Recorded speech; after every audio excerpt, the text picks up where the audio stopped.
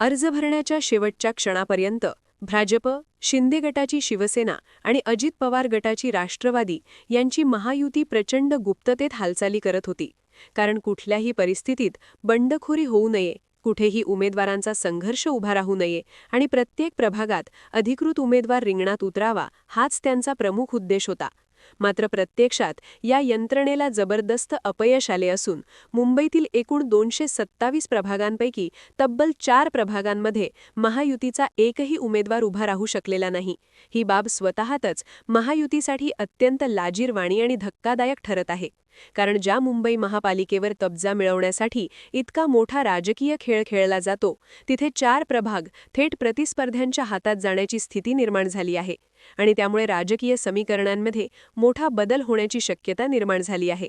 दक्षिण मुंबईतील प्रभाग क्रमांक 21 आणि 212 तसेच ट्रॉम्बे चित्ता कॅम्प येथील प्रभाग क्रमांक 145 आणि कुर्ला पश्चिमेतील प्रभाग क्रमांक 167 या 4ही प्रभागांमध्ये महायुतीचा एकही उमेदवार नसल्यामुळे तेथील लढत पूर्णपणे विरोधी पक्षांमध्येच होत आहे.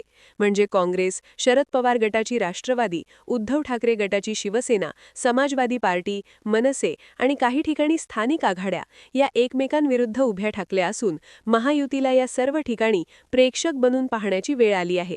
ट्रॉम्बे चित्ता कॅम्पच्या 145 क्रमांकाच्या प्रभागात काँग्रेस आणि राष्ट्रवादी यांच्यात थेट लढत होत असून दोन्ही पक्ष अल्पसंख्याक आणि झोपडपट्टी भागातील मतांवर आपली ताकद आजमावत आहेत.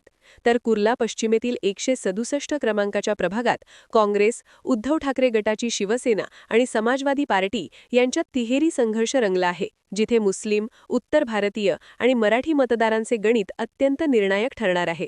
दक्षिण मुंबईतील प्रभाग क्रमांक 21 मध्ये काँग्रेस, राष्ट्रवादी आणि समाजवादी पार्टी यांच्यात तिहेरी लढत असून येथे व्यापारी, अल्पसंख्याक आणि स्थानिक मतदारांचा प्रभाव मोठा आहे. तर प्रभाग क्रमांक 212 मध्ये काँग्रेस, मनसे आणि स्थानिक आघाडी यांच्यात बहुपक्षीय लढत होत असून येथे मराठी मतदार, मध्यमवर्गीय सोसायट्या आणि स्थानिक प्रश्नांवर प्रचार केंद्रित झाला आहे.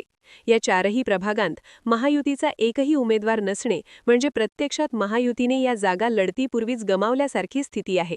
कारण राजकारणात एकही उमेदवार नसणे म्हणजे त्या भागातील पक्षाची संघटना, मतदारांवरील पकड आणि स्थानिक नेतृत्व सर्वच कमकुवत असल्याचे द्योतक मानले जाते.